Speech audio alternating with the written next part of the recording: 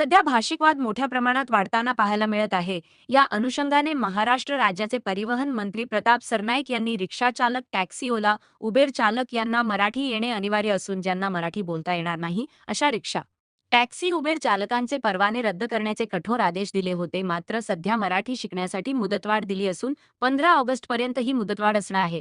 15 ऑगस्टपर्यंत विविध ठिकाणी मराठी रिक्षा चालकांना मराठीचे धडे दिले जाणार असून रिक्षा चालकांना ग्राहकांची मराठीत संवाद साधताना कोणतीही अडचण येऊ नये यासाठी व्यावहारिक मराठी भाषा शिकवली जात आहे.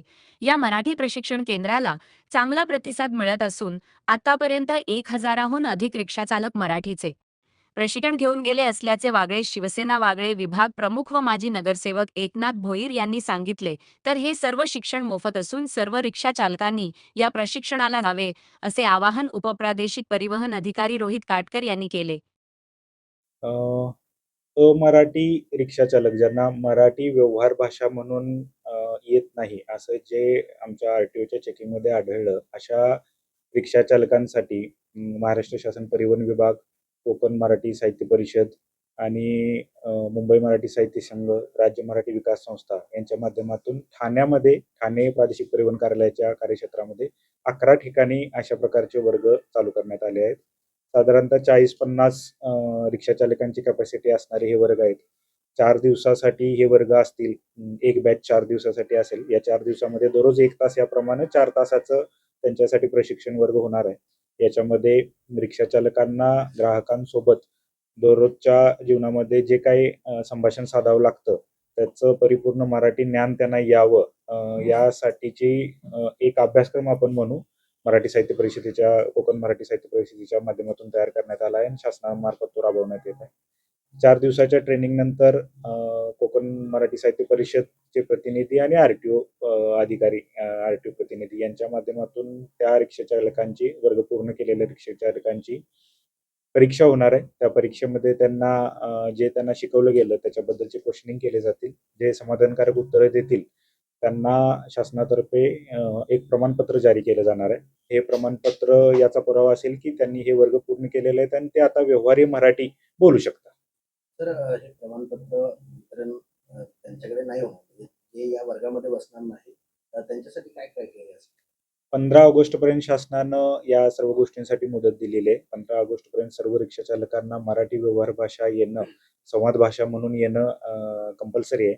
त्यानंतर आरटीओ मार्फत जे चेकिंग केलं जाईल किंवा जे अंमलबजावणी केली जाईल त्याच्यामध्ये ज्यांना या प्रमाणपत्राची पूर्तता असणार नाही किंवा ज्यांना मराठी प्रामुख्याने बोलता येत नसेल अशांवर शासन नियमानुसार तत्कालीन आदेशानुसार कारवाई करण्यात येईल. आपण पाहता माझ्याकडे आतापर्यंत या ठिकाणी या पवनपुत्र समाज मंदिर जे आहे यामध्ये 19 बॅच झाल्या. म्हणजे एका बॅच मध्ये 20, 25, 50 लोक असतात. किमान आतापर्यंत इकडे जवळजवळ 1000 विद्यार्थी ज्यांना अमराठी आहेत आणि त्यांना मराठी येणं अपेक्षित आहे.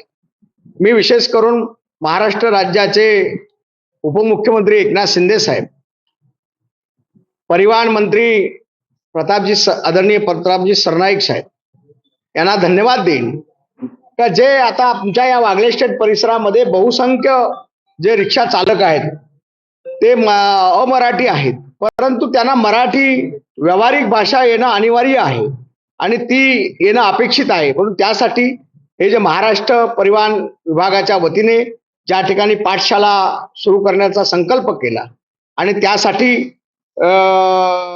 ऍक्च्युली कोकण मराठी साहित्य परिषद आणि मुंबई मराठी साहित्य संघ हे सुद्धा त्यांना मदतीसाठी उतरले आणि या माझ्या विभागामध्ये सर्वच अमराठी लोकांना मराठी येण्यासाठी ज्या पाठशाला उपलब्ध करून दिल्या, पाठशाळेसाठी या ठिकाणी सहयोग केला, त्यामुळे त्यांचे मी आभार व्यक्त करतो.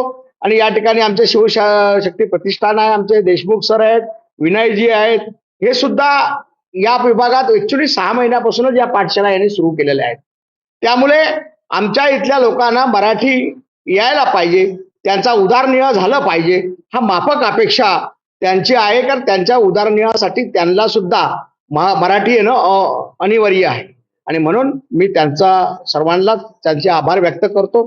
माननीय विशेष करून उपमुख्यमंत्री एकनाथ शिंदे साहेब यांचे आभार व्यक्त. महाराष्ट्र शासनाचे माननीय मुख्यमंत्री देवेंद्र फडणवीस साहेब सुद्धा त्यांनी सुद्धा हा उपक्रमाला प्रतिसाद दिला. त्यामुळे त्यांचेही आभार व्यक्त करतो. कारण ही सर्व महाराष्ट्र शासनाच्या माध्यमातून हा उपक्रम सुरू आहे आणि आज शिक्षक वर्ग सुद्धा आमच्याकडे या ठिकाणी येऊन त्यांची पाठशाळा घेतात. त्यांचेही आभार व्यक्त करतो. आतापर्यंत तर साहेब सरांनी सांगितले, एकनाथ दादा भोईरनी सांगितले की आतापर्यंत आपल्याकडे 19 आणि किमान 22 पर्यंत बॅच पोहोचला आहे. म्हणजे 1000 पर्यंत लोक येत आहेत. तर आपण जे शिक्षण चालू केले आहेत मराठी भाषेचा, ते अमराठी लोकांना व्यवस्थित मराठी येणे हे गरजेचं आहे. तर आम्ही पूर्ण प्रयत्न करतो की जेपर्यंत यांना मराठी येत नाही तोपर्यंत आम्ही यांना मराठी शिकू. ते सरकारने ते हे केलं आहे. आणि आपले जे शिक्षण मंडळ आहे, कोकण मराठी साहित्य परिषद आणि मुंबई मराठी साहित्य संघ यांनी जे प्रतिसाद दिला आहे आपल्या बरोबर, त्यांचा बी आभार प्रकट करतो आम्ही की ते आपले साथ दिले आहेत. आणि त्यांच्या सुद्धा घेऊन आपण हे सर्वांना मराठी शिकवू आणि सर्वांना मराठीमध्ये एकदम चांगला प्रतिसाद भेटू, हे आपले मान्य आहे. आणि सगळे इथे उत्तर भारतीय आहे ते सगळेसाठी मदत ठाणेमध्ये मुख्यमंत्री श्री अपना एकनाथ शिंदे साहेब यांच्या हात सगळे उत्तर भारतीय पार्टीचे आहे. वागले विभाग प्रमुख एकनाथ भोईर साहेब ते खूप प्रयत्न करतो की आम्ही उत्तर भारतीय सगळे चांगला मराठी बोलू शकतो. और अपना पवन पुत्र हॉल है, जो हॉल आहे एकनाथ भोईर साहेब सगळे इंतजाम केले आहे. तुम्ही सगळे या प्रशिक्षण या, मराठी चांगला बोला आणि महाराष्ट्राला सन्मान करा. त्या कर्मभूमी आहे ते चांगला शिकवतो एकनाथ भोईर साहेब, त्यांचा खूप खूप आभार.